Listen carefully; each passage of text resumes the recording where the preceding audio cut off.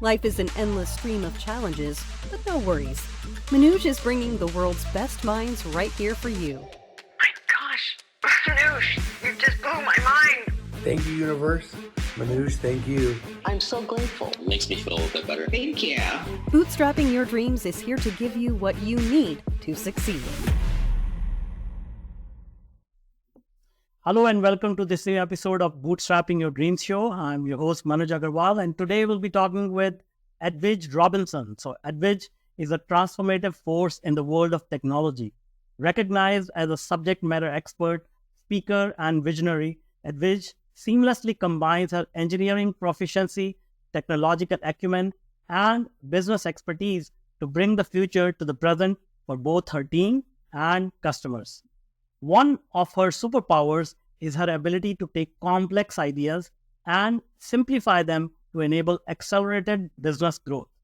Her collaborative approach across Fortune 100 enterprises has proven to be a winning strategy for transformation.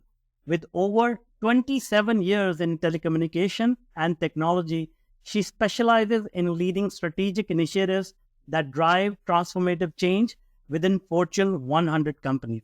In her previous role at industry leaders like T-Mobile, Edwige directed multi-billion-dollar projects in engineering, operations, and risk management, focusing on operational excellence, cost efficiency, and rapid market deployment. Moreover, in telecom giants like Comscope, Verizon Wireless, Nortel, AT&T, and Comcast NBCUniversal, Edwige has honed her ability to adapt quickly to market shifts and evolve legacy systems into agile, efficient operations. Her journey in technology began as a field technician, navigating the streets and scaling rooftops in Washington, D.C. It was in these humble beginnings that she realized the impact on customer experience and the power of strategic planning. Today, acknowledged as a third-ranked leader in telco and innovation by Mobile Magazine and a recipient of the 30 Black Stars Pinnacle Award, Edwige's impact extends globally. She is recognized in Crain's 2023 Chicago Business Notable Women in STEM, a member of the Forbes Magazine Technology Council, and listed in Analytica's Who's Who in 5G, and March 8's Top 100 Women in Technology. Edwige is also a member of the Executive Leadership Council, which enables Black executives to positively impact business and their communities. Beyond her professional achievements, Edwige is a beacon of hope and courage. Recognized by Elyria Tech as one of the awesome Black women everyone should know and a mentor for the 1 million STEM women, she exemplifies the possibilities that arise with the right mentors, guidance, and courage. She is sought-after speaker at global tech conferences as well as at Afrotech and Grace Hopper conferences, at which recently released her book, Believe It's Possible, a narrative of hope, courage, leadership, and the unwavering belief in the potential within each individual. Welcome, Edwige. Thank you so much for having me. I think I need to take you near where I go. This is like amazing intro. I mean, I'm pretty sure it is only covering a little bit of what you have accomplished, how far you have come. So let's start with that because I know a little bit about your story as well. Tell us a little bit about how it all started, your life journey, how you got here. So I'm originally from the Ivory Coast, beautiful country in West Africa. You can a beautiful accent. I speak French. And I came to the US about 25 years ago, worked through the ranks. Studied, as mentioned, as a field tech and a switch tech. And I mostly did all the work that nobody wanted to do. I had the bad sales side, the further sales side, at all the rooftop that nobody wanted to have. And I used that actually as a learning phase. And from that point, I moved into higher leadership role. And that was because I love leadership. I love people. And I have a passion for technology as well. So that blend, propelled me to different roles, such as being a engineering VP at Comcast NBCUniversal, where I was hired to Yeah. launch Xfinity Mobile, and the last 4 years at T-Mobile to be part of the major integration with Sprint. So it has been an amazing journey. It hasn't been easy. And I mentioned that to the team, all the young lady that I met at Grace Hopper, that it looks easy from the outside, but it's not. There's a tremendous amount of overcoming and resilience. Yeah, absolutely. I can imagine, and I can relate to many parts of your story myself as well. Speaking about that, like you came from a developing country, and it was a dramatic culture shock for you, but you embraced it. You had that foundation of resilience and doing things that other people didn't want to do. Like, was that something you acquired as you were growing up, or like how did you do that? Like, is your upbringing has a lot to do with where you are today? Yes, I was raised by my grandparents. So my grandfather and my grandmother raised me. They had 11 kids, and I was the youngest. So you can imagine I was, I learned how to fight and stand for myself with all my uncles. But my grandparents would, instill in us the courage to overcome. Because as you know, the Ivory Coast went through multiple civil war, and every time that we came out of it, it wasn't about, feeding me what's happening to us, but it was about, how do you actually come together as a community to rebuild and then go again. So when I came to the US, every time that there was something that was difficult, it was like, figuring out how we can overcome it, because everybody have issues, right? Everybody have their own problem. People are taking care of sick parents. People have different things that go into their life. So it's important that you own your cross, you take on whatever you need for your life, and then do the best that you can to overcome it, because you become better. Right? Because your better version of you is always on the other side of the mountain. So it's to be okay with that. You and I were just talking about before the conversation here, that nothing is random in our life, right? It's random. Everything has a purpose. Even though even if you get in a car accident, you get a divorce, so you lose your home. It's like the universe kind of like recalibrate you, and then propel you, almost like a transportation, propel you to somewhere you would have never done it on your own. Yeah, exactly. It's to really find a way to embrace all the difficulty and the obstacles that come our way, and done. That's beautiful. That's beautiful. So now, let me go to another extreme where when you come from such kind of turbulent background, when you land in country like US, most people, 99%, I will say, they say, oh, I just want to get a job and be secure, pay my bills, and be done with it. But like, you have crossed the thresholds of like what is possible, like handling multi-billion-dollar projects, making impact on tens of millions of users of these technologies, and becoming like a world leader in what you do, right? So these dreams are scary for some people, but you not only dream these, but you make it happen, and now you teach other people. Your book is all about that, like believing it's possible. How did you like mold your mind and soul to think that big and go after these big dreams? So it's funny that I share with people, I didn't have a big dream per se. I just wanted to have a better life, right? So I was like, okay, I was calculating every 5 years. I wasn't planning 20 years ahead, but trying to block it in 5 years and then work backward, it allowed you to do those macro steps. Because if you think 20 years, all of a sudden it look like so big, and then we can get discouraged, right? If you say, okay, I'm gonna do every 5-year block, all of a sudden it becomes something attainable that you can manage. You can break it down in years, and then break it down in months, and before you know it, you have a weekly goal that you're trying to accomplish every time. But this kind of that's what I talk about in the book. I had to go to micro steps. right? I have to not to be overwhelmed with somebody else's story. Like for example, I cannot be overwhelmed with your story. Like I can be say, well, I want to be Manuj, but are you willing to take his challenges? Are you willing to overcome what he has overcome? So it's to look at our own story and then figure out our gifts and then where we want to go, and then have the end in mind and work backward. And then every end of the year, assess, did you meet your goal? Did you meet your goal? And why? So you need to have a retrospective on yourself, and you need to have the courage to basically say, that didn't work, let me try to take what worked.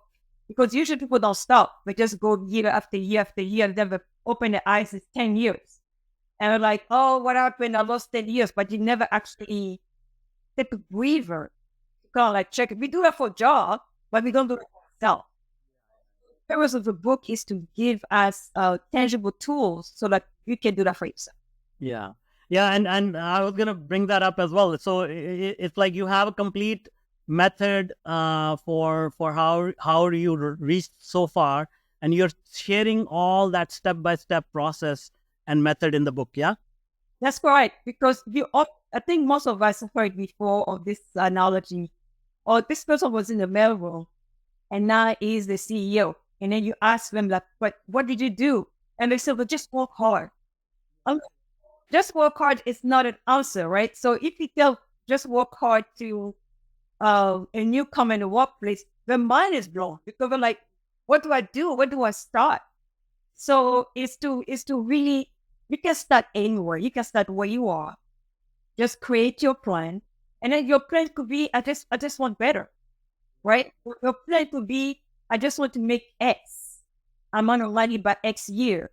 Then you work backward to bring it to life. We do the same thing for all our projects at work, right? So we have the end in mind. We want to upgrade this. We want to make sure that X is 10X, 20X.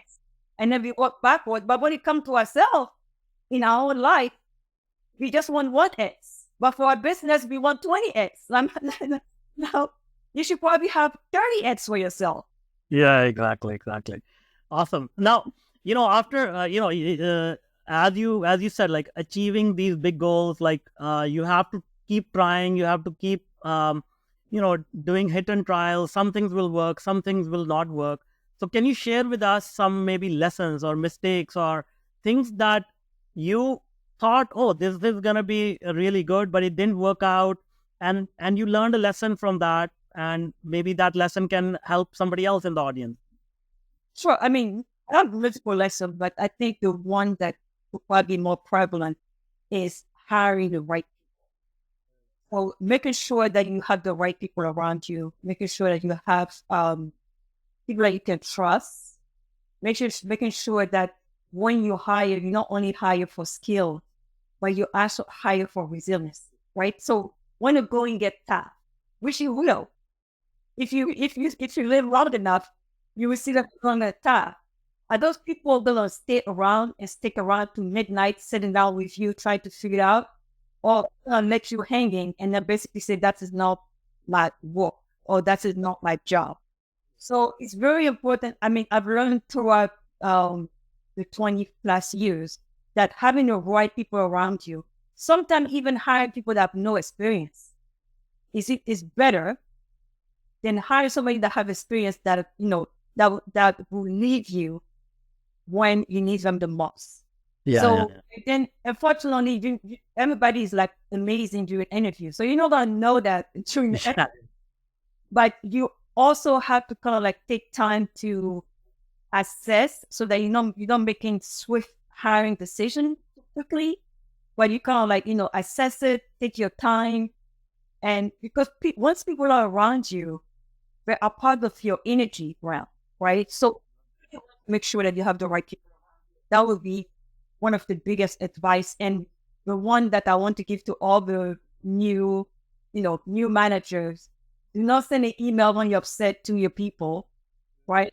Because you may, at that time you're super upset. Write it, save it in your draft box or something, and then delete it later because you need to get it out of the system. Yeah. But do not send an email when you're upset. I think a lot of people know that, but this is one that most of us make those mistakes because you just want to tell the person about themselves. Like, you work, but you cannot do that. It's something. You are listening to Bootstrapping Your Dreams Show with Manuj Aggarwal. Businesses face numerous challenges like finding the right product market fit, determining the market size, implementing a winning go-to-market strategy, crafting customer-centric USP, competitive analysis, looking for funding, building up cash flow and profitability. We have made a lot of free resources available to the entrepreneurial community, including this podcast. We invite you to check out our websites and follow us on social channels. The links are in the show notes. We hope you find the resources useful and utilize them to grow your business. We also have some programs for entrepreneurs.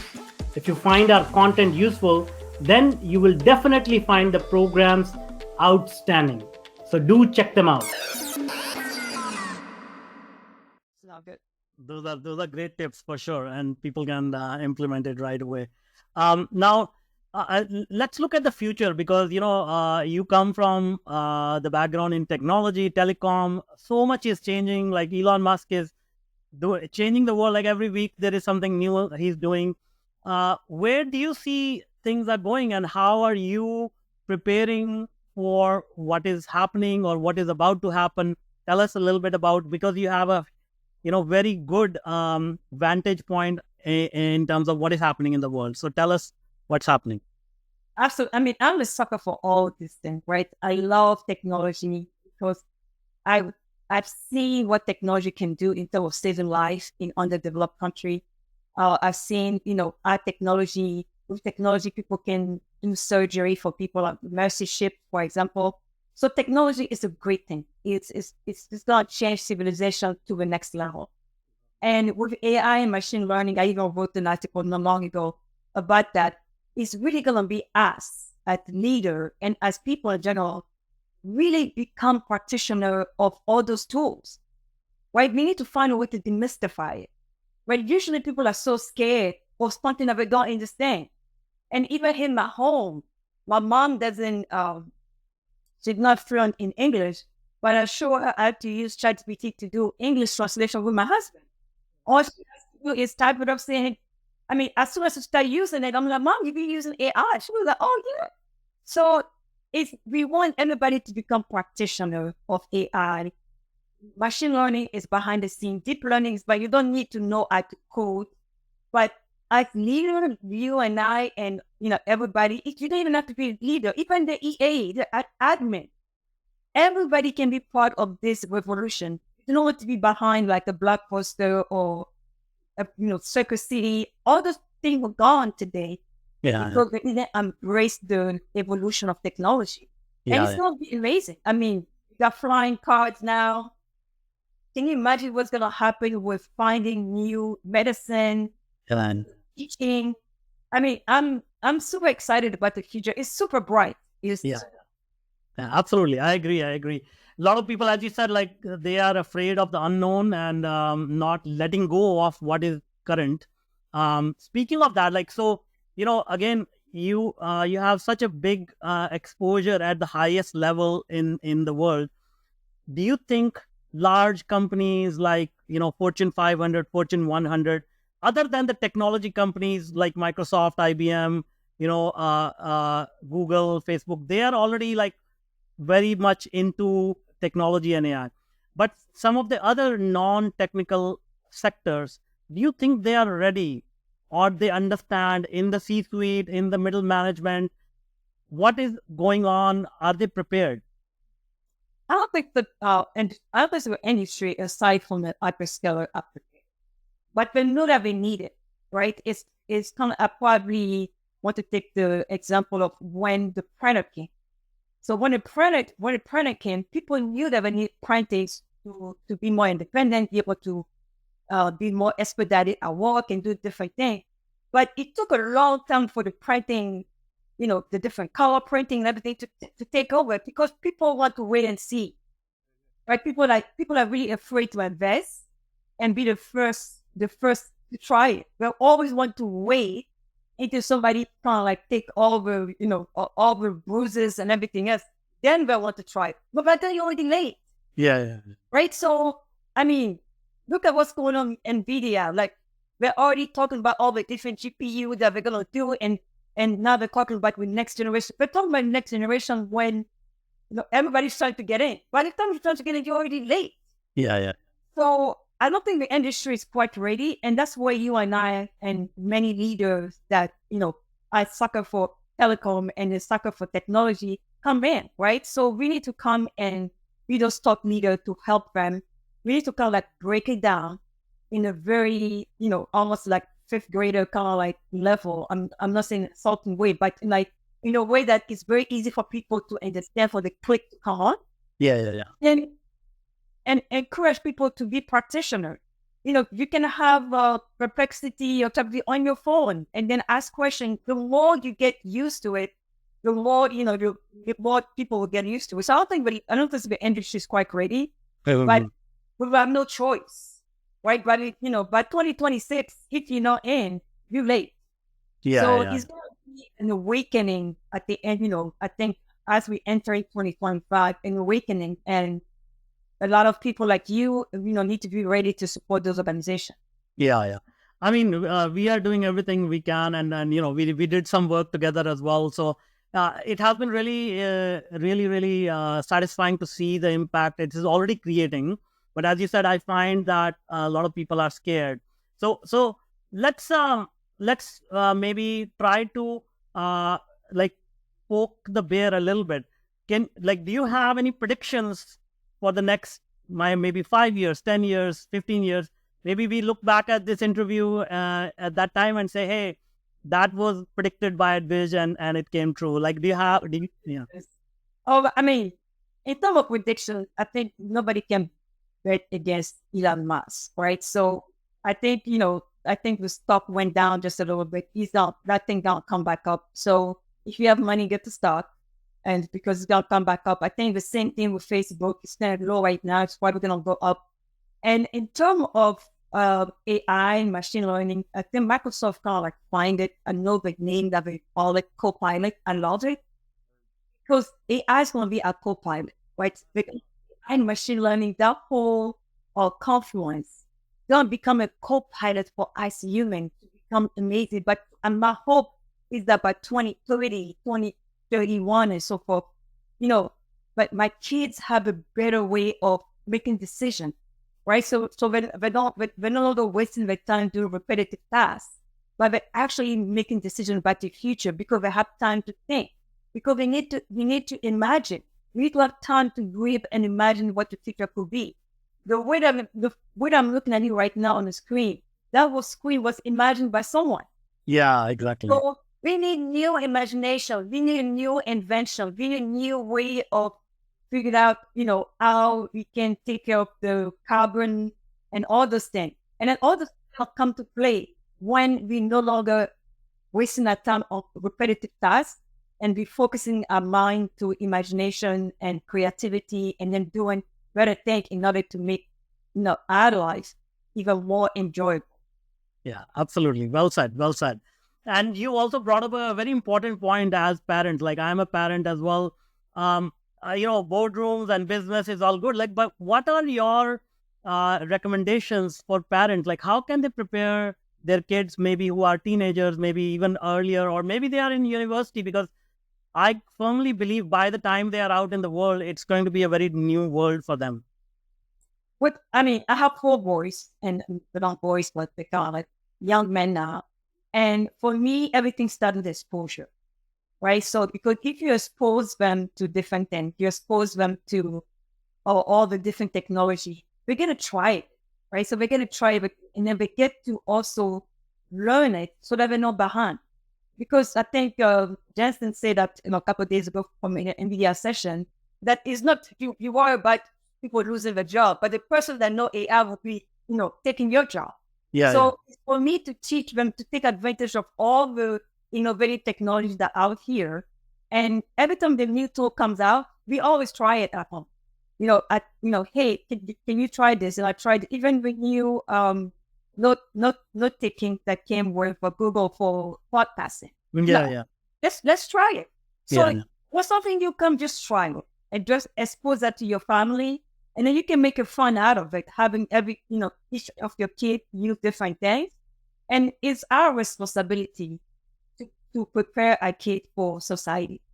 It's our responsibility to prepare a kid for not only educate them from the technology point of view, but also helping them to understand what it takes to succeed in this new world that continue to evolve. Yeah. In terms of and also one of the questions I talked about this, but I want to revisit it because I think it's very important. Like getting exposure at a global scale now as technology is connecting us. Like you well traveled, you grew up in a different part of the world, and you immigrated. So and you brought up exposure as well. So how much travel and becoming a global citizen, how much is that important today for people, for young people, even career professionals? Do you have any opinion on that? I would say if you have an opportunity to travel, right? Because there's such a magic that happens when you actually see other people for who they are. You understand other culture, you understand why people do certain things. And it also allowed us to have some compassion for our own humanity, right? So we don't want people to be a robot out there, because they're so expert in AI, machine learning, but they have no sense of humanity. They have no sense of compassion. They have no sense of empathy. They have no sense of, loving the other person like themselves. So when you travel, it gives you a sense of gratitude, right? Because when you travel, you go to other country, you realize that, you have more than you need. It gives you that sense of gratitude. So when you come back, you figure out, you may travel and figure out that, there's better. Yeah. Get out there. So it renewed your sense of optimism that you can get there too, right? I always say your dreams are valid too. There's no jealousy, there's no envy. There's believing that if it happened for Manuj, it can happen for me too, right? So to me, that's where being worldly come to play.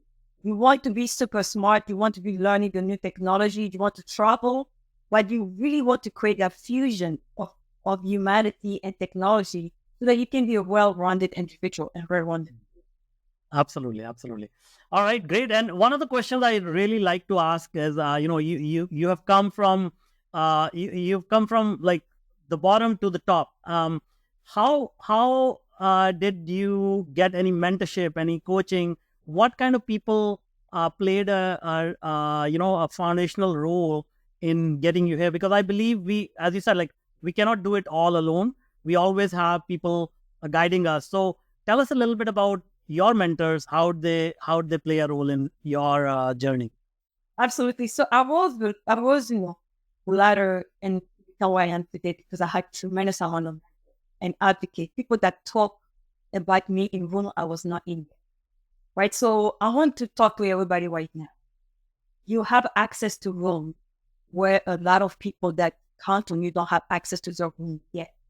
So when you're in those rooms, use that platform, use that opportunity to give somebody access to training they will have otherwise. To be a voice for the voiceless. To look at people and try to support people the best you can. And that's what happened for me, right? And fortunately, the majority of people that were my mentor were male. People that was like, you know what? If I had a sister, I wish she was like you. Come on, I will help you. If I had this, I love your tenacity. I would tell me no 20 times and I would be there the next morning. Can you help me? So, and the other way also is you don't necessarily to have somebody selected as your mentor. Everybody online that you like can be your mentor. Like for me right now, I love Oprah. So sometimes I go online, I look at the way that she speaks, I look at the way that she do certain things, a mannerism. She's a mentor to a lot of people without ever talking to them. Yeah. Sure, I see that you're online and you're a mentor to a lot of people that you never talk to. Yeah. I'm basically saying that there's tremendous amount of people that are model out there that you can use as mentor. But if there's somebody in your job, somebody even your family that you trust, you can ask them. And then mentorship is a two-way street, right? So they pour in you and then you pour in them. And then, and then you two are growing up together. So look for mentor look for advocate, because mentor and advocate are different, right? The mentor is a person you go to and then tell them everything's going on and will help you. The advocate is the person you tell all the great things to, right? So that people can go advocate for you. So your mentor and your sponsor and the advocate, those are kind of like separate. Your mentor is your first important for every day. Your advocate and your sponsor are the people that you tell all the great, good things that you do. Because they need to remember only the good thing, so that when they go to those rooms, they can speak on your behalf. Yeah, absolutely. That's great advice. And I'm sure all of this is all laid out in detail in your book. So I highly recommend people buy that book. Now, you have big vision for what's coming next. Like, you want to inspire millions, and you have, tell us about your mission. Tell us about how you are planning to impact the world further. Absolutely. So I believe that I'm on this earth for the purpose of being a beacon. And one of my goals, between all other goals that I have, one of my goals is to really motivate young women and young men in the underserved community to believe that's possible for them too.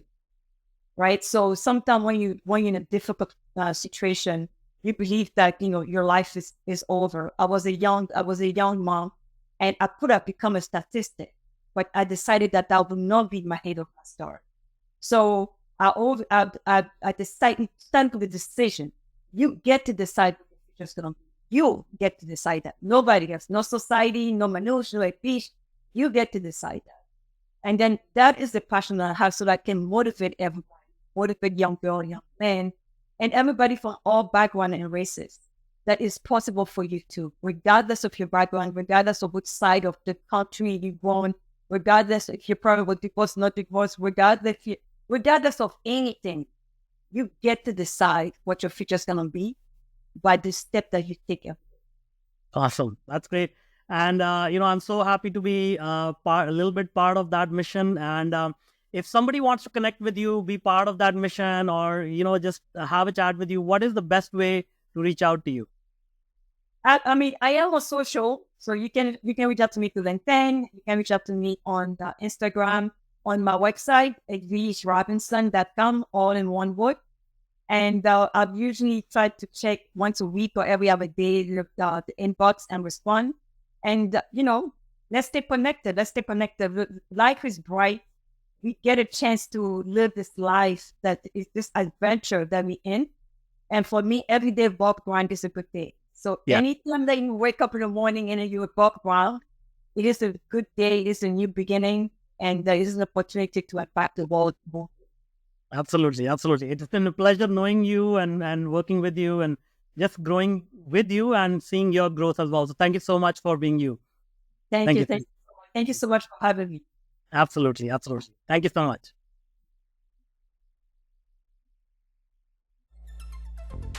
Hey, I'm Sarah, producer of the Bootstrapping Your Dreams show. This episode has come to an end. Don't forget to check out the episode show notes for the links to the resources mentioned in this episode. Thanks for tuning in. Until the next episode, goodbye.